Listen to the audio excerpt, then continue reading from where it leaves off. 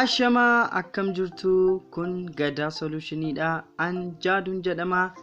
Video har'aatiin kan isiniif qabadhee dhufe filmii siireesii Netflix irratti ilaalamanii salphaatti akkamittiin Telegramii irraa akka buufachuu dandeessan kan isinitti agarsiisu ta'a. Channel kana gaa subscribe goone taanaan subscribe godha. Akkasumas mallattoo bilbilaatti illee tuquu hin dagatinaan isiniin jedha. Amma gara Telegramii keessanii deemtu. Sana booddee search bar isaa irratti dhuftaniitu kanan barreessu kana barreessitu jechuudha.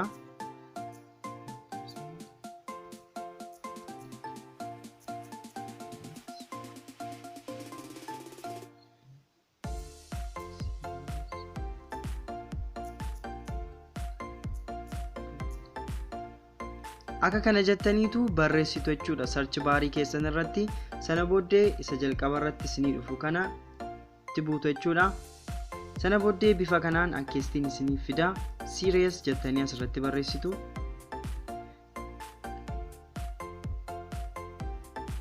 Serious jettanii erga barreessitanii fi booddee asirraa filannoo serious jedhu kanatti buutu. Akkuma argitan egaa fiilmii seriesii Netflix irratti argaman hunda isaanii bifa kanaan akkeestiin isiniif fida jechuudha. Filmii buufachuu barbaadan yookaan immoo filmii siireesii buufachuu barbaadan mata duree isaa qubee jalqabaadhaan jechuudha kan isin argattanii. Fakkeenyaaf Prison Break buufachuu yoo barbaadanii Prison Breakin P dhaan jalqabaa yookaan immoo afaan Oromootiin saaq saanqaa jennu jechuudha. Asirratti egaa saaq saanqaa jettanii akka search goone P isheetu kanatti buutu. Sana booddee Prison Break jedhu kanatti dhuftaniitu cuqaastu.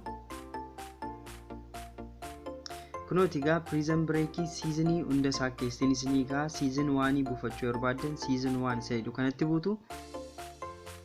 Sana booddee season 1 hunda isaa akkeestiin isiniif fida jechuudha. Keessa deemtanii buufachuu dandeessu jechuudha. Bifa kanaanii buufachuu dandeessu. Qophiin har'aaf isiniif qopheesse egaa kana fakkaata ture. Isinitti toleera taanaan chaanalii koo subscribe gochuu hin dagatinaa. Akkasumas Telegramii illee nu hordofuu hin dagatinaa Gada solutionii. Akkasumas Facebookiidhaanis nu hordofuu hin dagatinaan isiniin jedha. Amma qophii biraan wal agarruutti nagaatti tura.